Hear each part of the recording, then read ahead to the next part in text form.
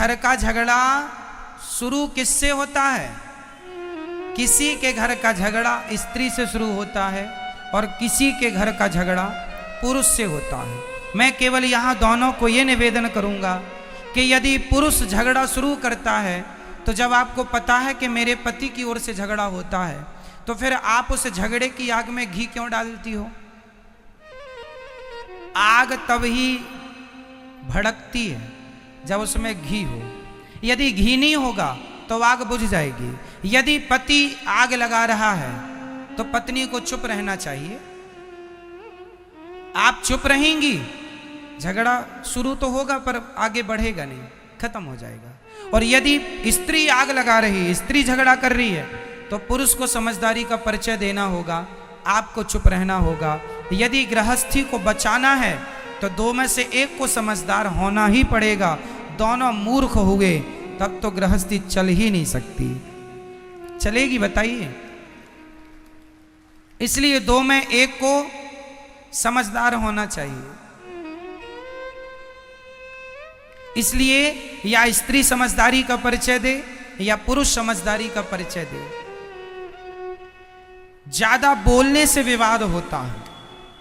गृहस्थों में आप बहुत गंभीरता से विचार करेंगे तो आप इस नतीजे पर पहुंचेंगे कि ज्यादा बोलने से विवाद होता है। ज्यादा ना बोला करिए और रिश्तेदारों से भी ज्यादा बातें ना किया करिए। और एक चीज और बताऊं, पति और पत्नी दोनों को अपने घर का भेद कितना भी खासम खास हो, कोई हो, तुम्हारा अपना ही क्यों ना हो, घर के भेद कभी किसी से नहीं कहने चाहिए। घर की बातें, आजकल स्त्रियां पति पत्नी में जरा सा विवाद हुआ जाके पड़ोसन से कह आती हो, तुम तो कल पति पत्नी मिलके एक हो जाओगी, पर पड़ोसन को तो तुम्हारी औकात पता चल ही गई ना। वो तो सदा ताने, अरे हमसे ना ज्यादा झाड़ो, हम जानते तुम्हारे पति को, हम जानते हैं तुम्हें, तुमने क्योंकि बोल दिया था। सारे घरों में झगड़े होते हैं, हर घर में। इसका अर्थ ये नहीं कि तुम अपनी बातें जाके पड़ोसन से कह लोगी, रिश्तों में कह लोगी, किसी से ना कहा करो। अपनी घर की बातें, घर के आप लोग अपनी समझदारी से अपने रिश्तों को ठीक करिए। और तलाक देना और लेना ये किसी भी समस्या का समाधान नहीं। तलाक लेके क्या करोगे? माँ बाप के घर बैठोगी? बेटियों से मेरा सवाल है, तलाक लेके कहाँ जाओगी? अपनी मम्मी के घर बैठोगी कब तक? मम्मी जब तक जिंदा है तब तक तुम्हारा सम्मान है। माँ मर जाएगी फिर तुम्हारी भौजाई तुम्हें सम्मान करेगी? सम्मान भी देखो, एक दिन जाओ, 2 दिन जाओ तो सम्मान होता है। घर पे ही पड़े रहो किसी के तो सम्मान नहीं होता। बोलो हाँ या ना? साल में एक बार के लिए घर में भाभी आ जाए, भौजाई आ जाए, ननंद आ जाए तो भाभी भी सम्मान, आओ दीदी, आओ दीदी, आओ बहन। और 2-4 महीने के लिए बोल दे जाऊंगी नहीं तो टेंशन हो जाती, यहीं खाएगी अब। इसलिए मैया बाद में लड़ लेना अपनी भौजाई से। अभी सुन लो, केवल कुल मिला के बात यह है, मैं सारी यहां बेटियों से बात करना चाहता हूं, बहुओं से। कई बार बहुएं अपनी माँ के कहने से अपने पति को छोड़ देती हैं। माँ ने कहा तेरी ससुराल अच्छी नहीं है, पति लड़ता रहता, आजा, हम जिंदा हैं, हम तेरा पेट भरेंगे। ये मम्मियों को पता नहीं कब अक्ल आएगी। बेटियां बताओ, आपसे सवाल है, बेटी अपने पति के साथ सुखी रह सकती है कि अपनी माँ के साथ? ज्यादा सुख उसे माँ दे सकती है या उसका पति? जोर से। एक स्त्री का माँ के साथ रहना उचित है या खुद के पति के साथ रहना जायज है? कहाँ रहना चाहिए? बोलो मेरी माँ। अरे सिर ना हिलाओ, बोलो मेरी माँ। किसके साथ? नहीं निकल रही है आवाज। किसके साथ? मां के साथ, पति के साथ। हर स्त्री की भलाई पति के साथ रहने में है, ना कि मां के साथ रहने में। तुम पति को छोड़ के मां के साथ, तुम्हें ज्यादा अपनी मां की गर्मी है ना कि मेरी मां, मेरे मायके में तो सब कुछ है। हम कोई भीख थोड़ी मांगते थे, हम तो 56 भोग खाते थे। तो तुम्हें भी 56 भोग तब तक ही मिलेंगे जब तक मां जिंदा है। मां मर जाएगी, कुत्तों सी जिंदगी जीना पड़ेगा।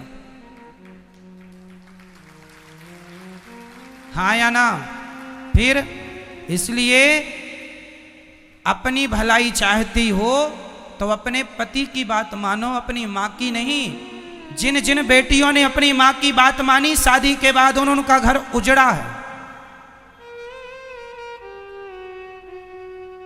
शादी के बाद लड़की को अपने पति की बात माननी चाहिए। यदि अपने माँ बाप की बात मानेगी तो मैं लिख के दे दूंगा स्टाम्प पेपर में, जो लड़की अपने माँ बाप की बात मानेगी उसका घर कभी बस ही नहीं सकता, चाहे वो कितनी भी समझदार क्यों ना हो।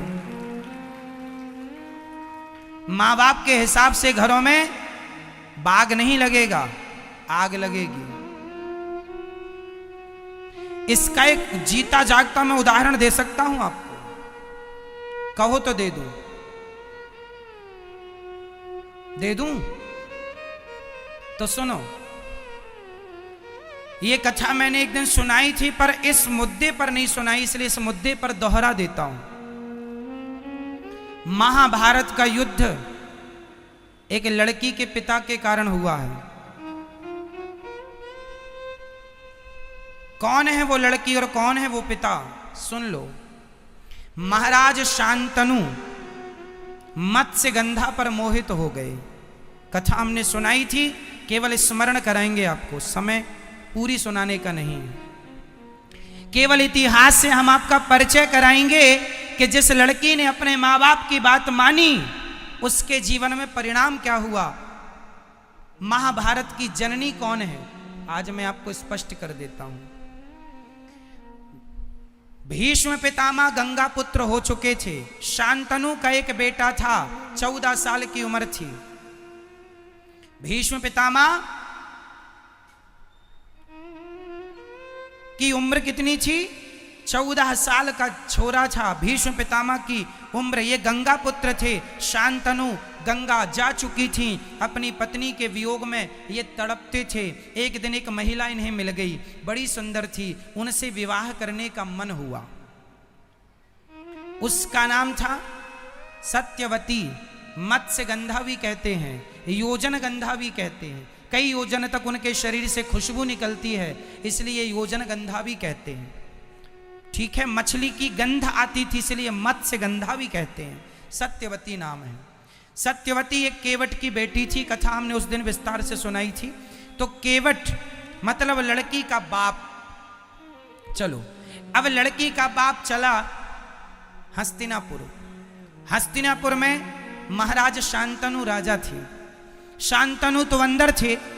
भेंट हो गई भीष्म पितामह से। उस समय भीष्म पितामह की उम्र कितनी थी? 14 साल के बच्चे से भेंट हो गई। तो जो लड़की का पिता मतलब मत्स्यगंधा का, सत्यवती के पिता जो केवट थे, उन्होंने कहा, एक लड़की के बाप की दास्ता कह रहा हूं। उस व्यक्ति ने कहा, लड़की के पिता ने कहा कि कहो कुमार, राजकुमार, तुम्हारे पिता का दिल मेरी बेटी में आया है, शादी करना चाहते हैं।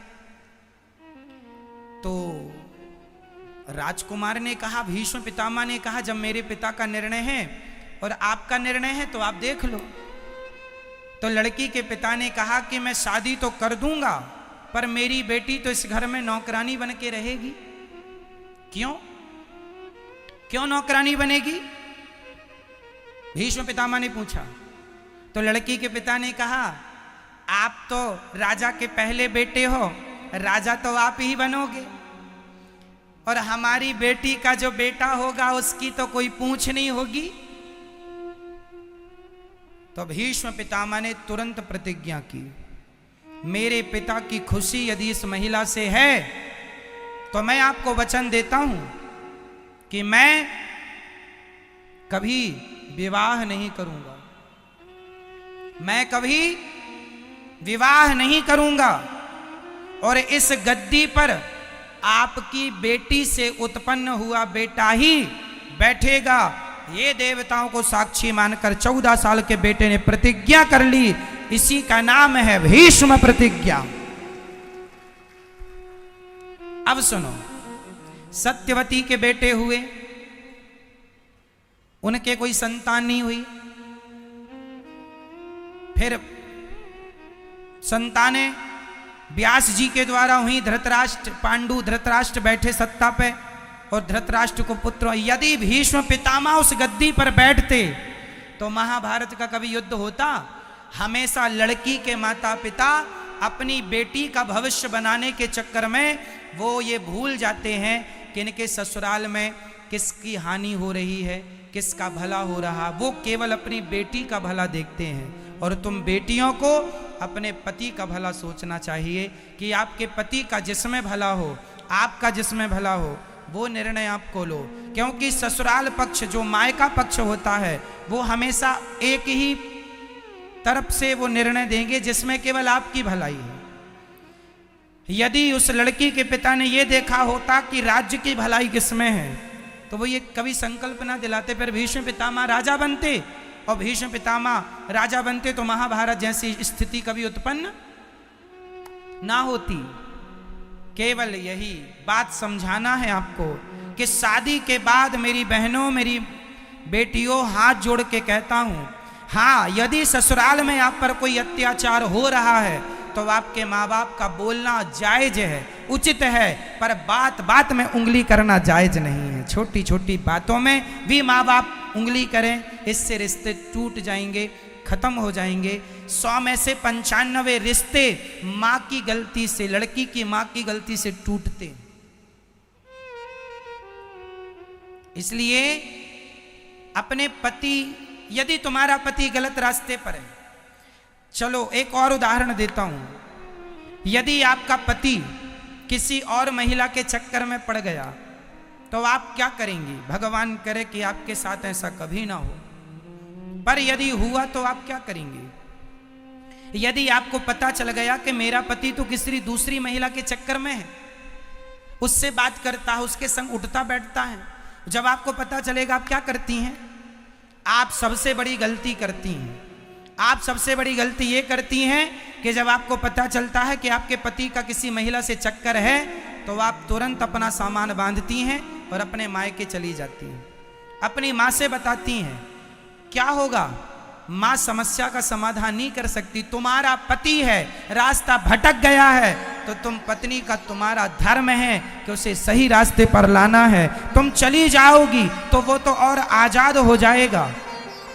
इसलिए उस समय तुम्हें अपनी माँ के पास नहीं, अपने पति के पास रहना है और उस महिला के पास जा करके उसे सबक सिखाना है। समझाओ प्यार से, बातों से माने तो बातें, कोर्ट कचहरी से माने तो वो, नहीं तो लातें कहाँ चली गई। ठीक है मेरी माँ? तो आपके रिश्तों में कभी ऐसी आग लगे तो आपको क्या निर्णय लेना चाहिए? क्या हमेशा अपने पति को बचाएंगी आप? और यदि पत्नी किसी पुरुष के चक्कर में पड़ जाए तो पति उससे बचाए। पति और पत्नी एक दूसरे के रक्षक हैं। एक दूसरे की क्या है? क्या है? क्या है मेरी माँ? पूरक, रक्षक।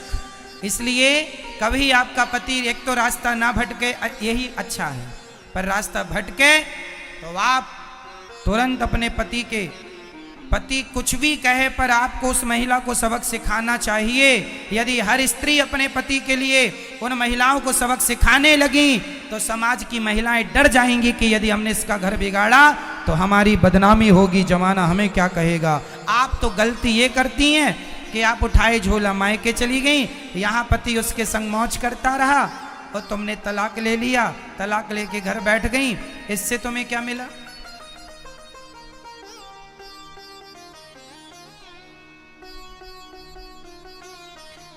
तुम्हें ऐसे आदमी के संग रहना है नहीं रहना वो अलग विषय है, बाद में सोच लेंगे। पर अभी तो उसे वो आज के जमाने में न मैया कुछ स्त्रियां ये धंधा करती हैं पुरुषों को फंसाने का। हो सकता है तुम्हारा पति भी उसका शिकार हो चुका हो। आजकल मार्केट में ये बड़ा धंधा चल रहा है। जो अच्छे लोग हैं उन्हें ये महिलाएं अपने झूठे जाल वाल में फंसाती हैं। हो सकता उनमें से आपका कोई अपना हो। इसलिए हर पुरुष से मैं निवेदन करूंगा, पराई नारी से सदा बच के रहो।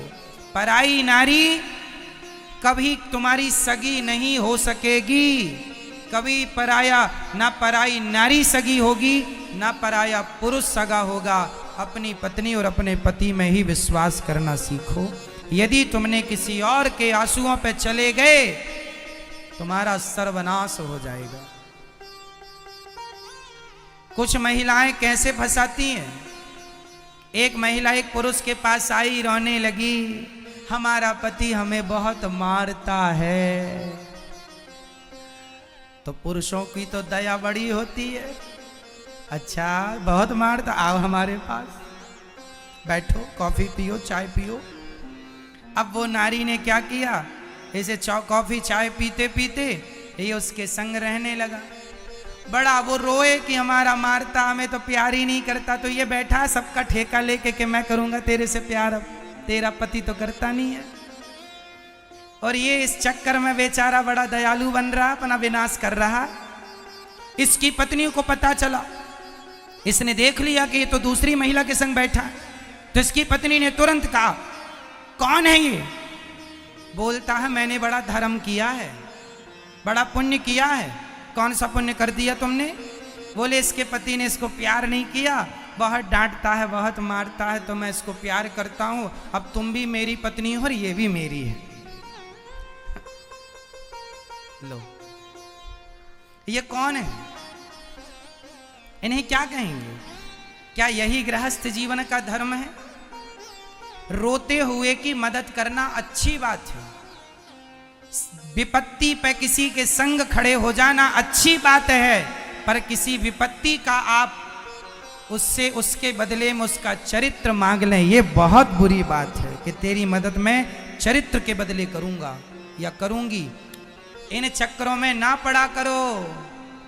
समाज बहुत गलत रास्ते पर चल चुका है, बहुत गलत कदम बढ़ चुके हैं लोगों के।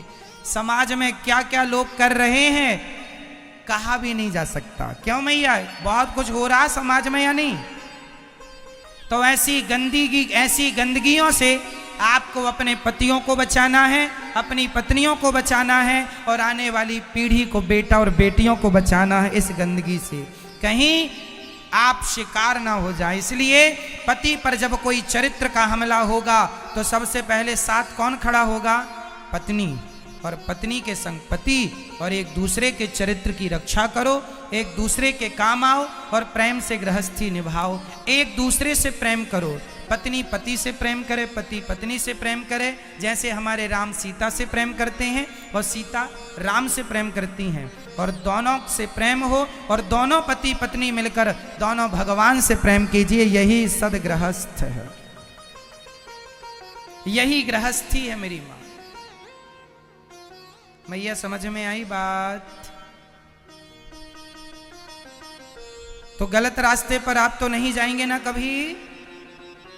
तो आप अपने पत्नी से और अपने पति से झगड़ा तो नहीं करेंगे। मैया आप लोग अपने पतियों से प्यार करती हो कि नहीं? बोलो हाँ या ना, बोलो हाँ या ना। करते हैं मैया? हाँ करते। तो आपका पति आपसे प्यार करता है कि नहीं? चलो आप तो करती हो अपने पति से, पति करता है कि नहीं? नहीं, कभी तो आई लव यू का ही होगा उसने, नहीं कहा कभी? मैया पति ने कभी आई लव यू कहा? नहीं कहा। अरे राम राम राम राम। कहते रहते हैं पर ये मानती नहीं है मैया।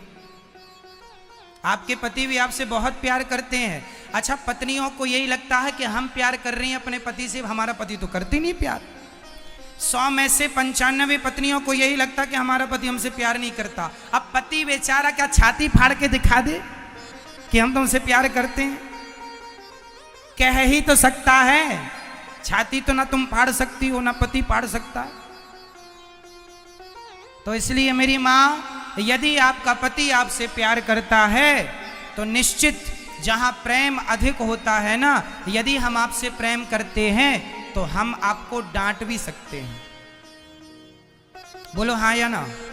हम आपसे प्रेम करेंगे तो हम आपको डांट भी सकते हैं, प्रेम नहीं करेंगे तो हम आपको नहीं डांट सकते। आपका पति आपको डांटा करे तो बात बात में गुस्सा ना हुआ करो कि डांटते रहते हैं। जहां प्रेम ज्यादा है, जिससे प्रेम करेगा उसी को डांटेगा, उसी को डांटता है। आप भी डांट सकते हैं, वो भी डांट सकता है। यही गृहस्थी है। वो कुछ कहें तो तुम चुप रहा करो, तुम कुछ कहो तो वो चुप रहें। यही समझदारी है गृहस्थी की। और ऐसे से रिश्ते चलते हैं। आप जरा जरा सी बातों में झोला उठा के मायके चली गई, आप जरा जरा सी बातों में आपने बोलना। अच्छा, पति पत्नी में कितनी भी लड़ाई हो जाए पर आप लोग बोल चाल बंद मत करना, क्योंकि बोल चाल बंद होते ही सुलह के सारे दरवाजे बंद हो जाते हैं। सुलह के दरवाजे बंद हो गए क्योंकि बोल चाल बंद हो गया। कई पति पत्नी जरा सा लड़े, बोल चाल बंद, बोलेंगे नहीं, डे बोले टुप्पी टाप। बोला करो, कितना भी लड़ाई झगड़ा हो पर बोलना। ना तो सास से बोलना बंद करना, ना पति से, ना किसी से। सारे रिश्तों को निभाना है और छोटी छोटी बातों में ध्यान नहीं देना। पति कुछ कह दे, कोई बात नहीं, कह दिया, गुस्से में कुछ हमने कह दिया, हमें आज गुस्सा था, हमें गुस्सा था बहुत ज़्यादा, कोई काम को लेके कोई टेंशन थी, गुस्सा था, सारा गुस्सा पत्नी पे उड़ेल दिया। पत्नी को भी थोड़ा समझदार होना चाहिए, जरा जरा सी बात पे ना करे। आज गुस्सा, रोज तो गुस्सा नहीं करता, कभी तो प्यार भी करता होगा, तो बस इंतजार करो। हर समय सूर्य गर्म नहीं होता, शाम को ठंडा हो जाता है, सुबह भी ठंडा होता, बस दोपहर में गर्म रहता है। तो दोपहर में आप लोग भी सड़क में नहीं निकलते, घर में रहते हैं। तो जब पति गर्म है, माइंड गर्म है, खोपड़ी गर्म है, थोड़ा आप दूर रहो, अपने कमरे में घुसे रहो, वो जो करे करने दो, चिल्लाए चीखे जो करे, थोड़ा शांत होने दो माहौल, फिर तुम बात कर लेना। अब वो गर्म है, वो गालियां दे रहा और आपने भी शुरू कर दी, मैं जा रही हूं अच्छा मायके, रह लेना मेरे बिना। ऐसे में तो आग लगेगी, कभी बुझेगी नहीं। मैया, हम गलत कह रहे हैं क्या मेरी माँ? नहीं, तो फिर आप करोगी ना, जो बात कह रहे हैं उसका पालन करोगी ना? ठीक है। तो पति कुछ बोलेंगे तो आप क्या करेंगी? डे बोले हम चुप्पी टाप रहेंगे। चुप्पी टाप रहना मेरी माँ। ये मैया से पूछो क्या रहेंगी ये? चुप्पी टाप रहना मेरी माँ। और पतियों से प्रार्थना है कि नारियों का सम्मान किया करो। यदि आपकी पत्नी आपको परमेश्वर मानती है, भगवान मानती है, तो पुरुष का भी कर्तव्य है कि वो अपनी नारी को हमेशा लक्ष्मी मान के उसका सम्मान करे, देवी मान के उसका आदर करे, और कभी अपनी पत्नी के लिए अपशब्द ना कहे, उसे गालियां ना दे। ये पति की समझदारी है। हर पुरुष को चाहिए कि वो नारी जात का सम्मान करे। हर नारी को चाहिए पुरुष का आदर करे। बस प्यार दो, सम्मान दो और सम्मान लो। ठीक है मेरी माँ? चलो, तो भगवान गोपियों को समझाते हैं पति की सेवा करना है और पति के साथ रहना है सारी जिंदगी, खुश रहना है, प्रसन्न रहना है। रिश्तों की अहमियत को समझो, रिश्तों को निभाओ।